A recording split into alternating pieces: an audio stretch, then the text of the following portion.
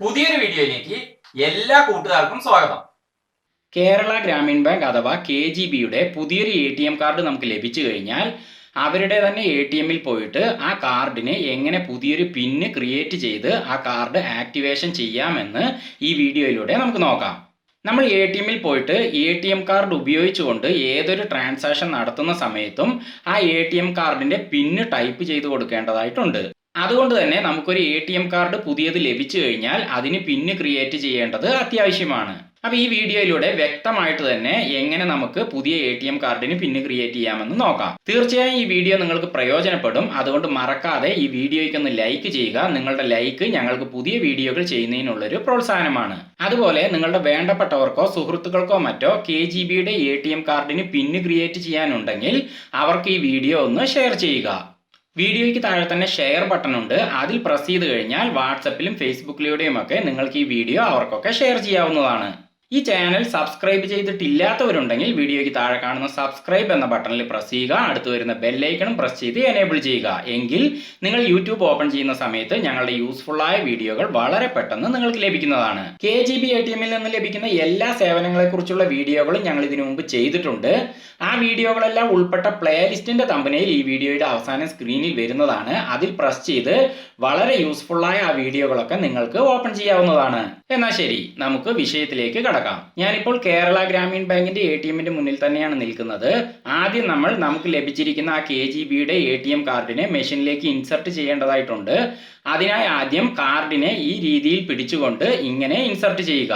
അതായത് അതിന്റെ ചിപ്പ് ഭാഗം മുകളിൽ വരത്തക്കവണ്ണം ഇങ്ങനെ പിടിച്ചു വേണം നമ്മൾ ഇൻസർട്ട് ചെയ്യാൻ. ഇൻസർട്ട് ചെയ്ത ശേഷം പതുക്കെ ഒന്ന് പ്രസ് ചെയ്ത് കൊടുക്കുക. അപ്പോൾ കാർഡ് മെഷീനിൽ ലോക്ക് ആകുന്നതാണ്.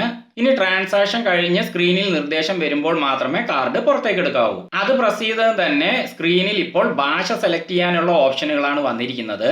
മാത്രവുമല്ല സ്ക്രീനിന്റെ ഏറ്റവും താഴെയായിട്ട് ഗ്രീൻ പിൻ, ഫോർഗോട്ട് പിൻ എന്നൊരു ഓപ്ഷൻ കൂടി ഉണ്ട്. അത് നിങ്ങൾക്ക് കാണുന്നില്ലായിരിക്കും. ഞാനൊന്ന് സൂം ചെയ്ത് കാണിക്കാം.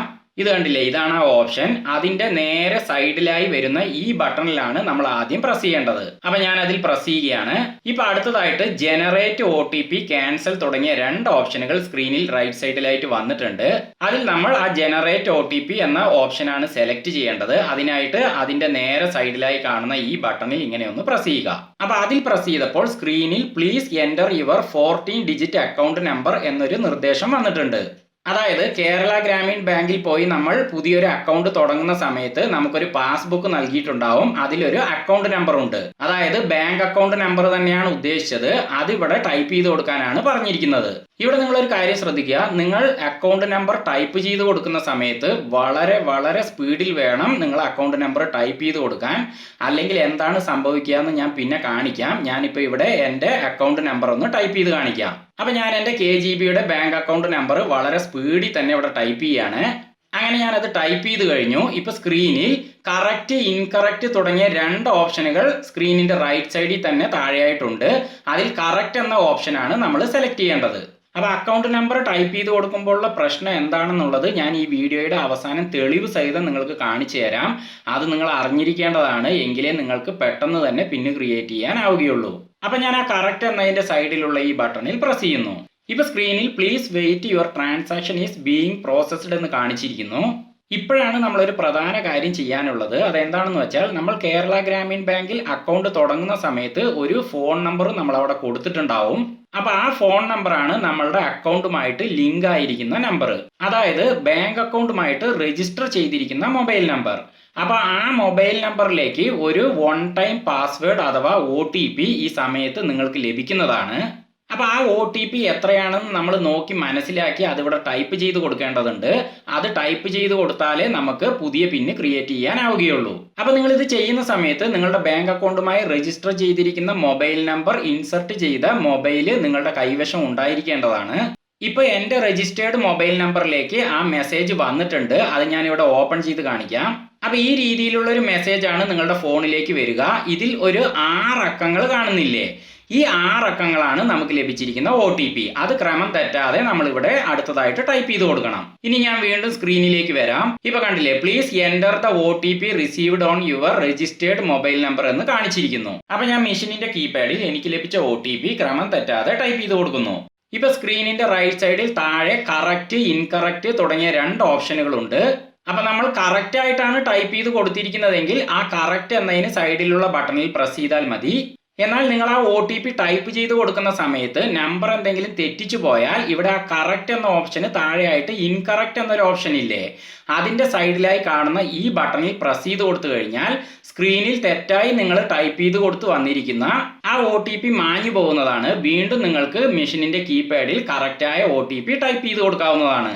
ഇപ്പൊ ഞാനിവിടെ കറക്റ്റ് ആയിട്ട് തന്നെയാണ് ടൈപ്പ് ചെയ്ത് കൊടുത്തിരിക്കുന്നത്, അതുകൊണ്ട് ഇൻകറക്റ്റ് എന്ന ഓപ്ഷൻ ഞാൻ ഉപയോഗിക്കേണ്ട ആവശ്യമില്ല.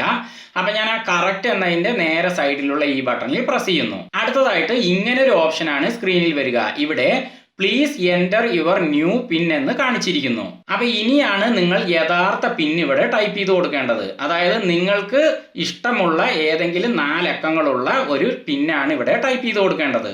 അപ്പൊ നിങ്ങൾ ATM കാർഡിന് പിന്ന് ടൈപ്പ് ചെയ്യാനായിട്ട് ATM കൗണ്ടറിലേക്ക് വരുന്നതിന് മുമ്പ് തന്നെ ഒരു 4 അക്കങ്ങളുള്ള പിന്ന് മനസ്സിൽ ഓർത്തു വയ്ക്കുക. അപ്പൊ ആ പിന്നാണ് നിങ്ങൾ ഈ ഓപ്ഷൻ വരുന്ന സമയത്ത് ടൈപ്പ് ചെയ്ത് കൊടുക്കേണ്ടത്. അപ്പൊ ഞാൻ നേരത്തെ നിശ്ചയിച്ചു വെച്ചിരിക്കുന്ന എന്റെ ATM കാർഡിനുള്ള ആ 4 അക്ക പിൻ ഇവിടെ ടൈപ്പ് ചെയ്ത് കൊടുക്കുന്നു. അപ്പൊ നമ്മൾ ഉദ്ദേശിച്ച ആ 4 അക്കങ്ങളുള്ള പിൻ ഇവിടെ ക്രമം തെറ്റാതെ ടൈപ്പ് ചെയ്ത് കൊടുത്ത് കഴിയുമ്പോൾ തന്നെ സ്ക്രീനിൽ please reenter your new pin എന്ന് ഇതുപോലെ കാണിക്കുന്നതാണ്. അതായത് നമ്മളിപ്പോ ടൈപ്പ് ചെയ്ത് കൊടുത്ത ആ പിൻ ഉണ്ടല്ലോ, അതന്നെ ക്രമം തെറ്റാതെ വീണ്ടും ടൈപ്പ് ചെയ്ത് കൊടുക്കാനാണ് കാണിച്ചിരിക്കുന്നത്. അത് കൺഫേം ചെയ്യാൻ വേണ്ടിയിട്ടാണ് അവർ അങ്ങനെ ഒരു ഓപ്ഷൻ വെച്ചിരിക്കുന്നത്. അപ്പൊ ഞാൻ ടൈപ്പ് ചെയ്ത് കൊടുത്ത ആ പിന്ന് വീണ്ടും ക്രമം തെറ്റാതെ ഞാൻ ഇവിടെ ടൈപ്പ് ചെയ്യുന്നു. അതും ടൈപ്പ് ചെയ്ത് കൊടുത്തു കഴിഞ്ഞാൽ പിന്നെ നമ്മൾ ഒന്നും ചെയ്യേണ്ട ആവശ്യമില്ല. ഇപ്പൊ സ്ക്രീനിൽ കണ്ടിന്യൂ എന്നൊരു ഓപ്ഷൻ കാണുന്നില്ലേ, അത് സെലക്ട് ചെയ്യേണ്ട ആവശ്യമൊന്നും വരുന്നില്ല, അല്ലാതെ തന്നെ അടുത്ത സ്ക്രീൻ ഇവിടെ വരുന്നതാണ്. ഇപ്പൊ ട്രാൻസാക്ഷൻ ഈസ് ബീയിങ് പ്രോസസ്ഡ് എന്ന് സ്ക്രീനിൽ കാണിച്ചിരിക്കുന്നു. ഒപ്പം ഈ ഭാഗത്ത് കൂടെ ഒരു റെസിപ്റ്റ്, അതായത് നമ്മൾ ഇപ്പൊ ചെയ്ത ട്രാൻസാക്ഷന്റെ റെസിപ്റ്റ് ഇതുപോലെ വരുന്നതാണ്. അത് നമുക്ക് സ്വീകരിക്കാവുന്നതാണ്. ഒപ്പം സ്ക്രീനിൽ your pin is changed successfully എന്ന് കാണിച്ചിരിക്കുന്നു. അങ്ങനെ എൻ്റെ പുതിയ ATM കാർഡിന് ഞാനൊരു പുതിയ പിന്ന് ക്രിയേറ്റ് ചെയ്തുകൊണ്ട് ആക്ടിവേഷൻ ചെയ്തു കഴിഞ്ഞു. ഇനി നമ്മുടെ ATM കാർഡ് മെഷീനിൽ നിന്ന് പുറത്തേക്ക് എടുക്കാവുന്നതാണ്. അതോടെ ആ ട്രാൻസാക്ഷൻ പൂർത്തിയായി. ഇനി മുതൽ ഈ ATM കാർഡ് ഉപയോഗിച്ച് ഏതൊരു ATMൽ പോയിട്ട് ഞാൻ ട്രാൻസാക്ഷൻ നടത്തുന്ന സമയത്തും ഈ പുതിയ പിന്നാണ് ഞാൻ ആ ട്രാൻസാക്ഷന് വേണ്ടി അവിടെ ടൈപ്പ് ചെയ്ത് കൊടുക്കേണ്ടത്. ഇനി പിന്ന് ക്രിയേറ്റ് ചെയ്യുന്ന സമയത്ത് നമ്മൾ അക്കൗണ്ട് നമ്പർ ടൈപ്പ് ചെയ്യുമ്പോൾ ഉള്ള പ്രശ്നം എന്താണെന്ന് ഞാൻ ഇവിടെ കാണിക്കാം. ഞാൻ ഈ പിന്ന് ക്രിയേറ്റ് ചെയ്യാനായിട്ട് ATMലേക്ക് വന്ന സമയത്ത് അക്കൗണ്ട് നമ്പർ പല തവണ ടൈപ്പ് ചെയ്ത് കൊടുക്കേണ്ടി വന്നു. കാരണം അക്കൗണ്ട് നമ്പറിന് 13ഓ 14ഓ അക്കങ്ങളാണ് വരിക. അപ്പൊ അതുകൊണ്ട് തന്നെ നമ്മളത് നോക്കി പതുക്കെ ടൈപ്പ് ചെയ്ത് കൊടുത്തു കഴിഞ്ഞാൽ എന്താണ് സംഭവിക്കുക എന്ന് വെച്ചാൽ, ഞാനിത് അവിടെ ടൈപ്പ് ചെയ്തു, പതുക്കെയാണ് ചെയ്തത്. ഇനി ആ കറക്റ്റ് എന്നതിൽ ഞാൻ പ്രസ് ചെയ്യുന്നു. ഇപ്പൊ ട്രാൻസാക്ഷൻ ഈസ് ബീയിങ് പ്രോസസ്ഡ് എന്ന് സ്ക്രീനിൽ കാണിക്കുന്നുണ്ട്. ഒപ്പം ഇവിടെ റെസിപ്റ്റും വന്നു. പക്ഷേ സ്ക്രീനിൽ ഇപ്പൊ എന്താണ് വന്നിരിക്കുന്നതെന്ന് വെച്ചാൽ ലാസ്റ്റ് ട്രാൻസാക്ഷൻ ക്യാൻസൽഡ് എന്നാണ് കാണിച്ചിരിക്കുന്നത്. അതിന്റെ കാരണം എന്തെന്ന് വെച്ചാൽ KGBയുടെ ATMന് ടൈമിംഗ് വളരെ കുറവാണ്. അപ്പം നമ്മൾ പതുക്കെ ട്രാൻസാക്ഷൻ നടത്തുന്ന സമയത്ത് ഈ ടൈപ്പ് ചെയ്ത് കൊടുക്കുന്ന കാര്യങ്ങളൊക്കെ പതുക്കെ ചെയ്യുകയാണെങ്കിൽ ആ ടൈമിംഗ് കഴിയും, ടൈംഡ് ഔട്ട് ആവും. അതുകൊണ്ട് തന്നെ ലാസ്റ്റ് ട്രാൻസാക്ഷൻ ക്യാൻസൽഡ് എന്ന് ഇതുപോലെ കാണിക്കുകയാണ് ചെയ്യുക. അപ്പൊ ഈ വീഡിയോ ഇവിടെ അവസാനിക്കാൻ പോകുന്നു. മറക്കാതെ ഈ വീഡിയോയ്ക്ക് ഒന്ന് ലൈക്ക് ചെയ്യുക. അതുപോലെ നിങ്ങളുടെ വിലപ്പെട്ട അഭിപ്രായങ്ങൾ കമന്റിൽ അറിയിക്കുക. ഇതുപോലെ യൂസ്ഫുൾ ആയ വീഡിയോകൾ നിങ്ങൾക്ക് പെട്ടെന്ന് ലഭിക്കാനായി ചാനൽ മറക്കാതെ സബ്സ്ക്രൈബ് ചെയ്യുക. ക്യാമറാമാൻ സോണിയോടൊപ്പം മാർട്ടിൻ, ബൈ.